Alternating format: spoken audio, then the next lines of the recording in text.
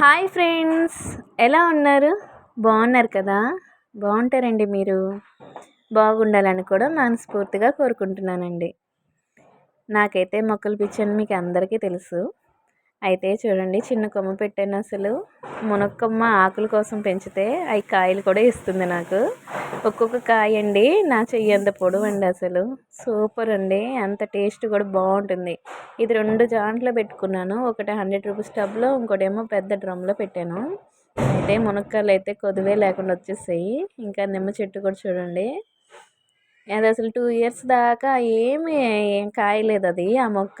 ఇప్పుడేమో కాయల మీద కాయలు కాసేస్తుంది నిమ్మకాయలు బాగా వచ్చాయి. అలాగే కరివేపాకు చెట్లు నా దగ్గర చూసారా ఎంత హైట్ వచ్చి మంచిగా వర్షం పడిందండి. ఆ వాటర్ దాని మీద చూస్తుంటే చాలా బాగుంది అసలు. Thank you for watching. Bye.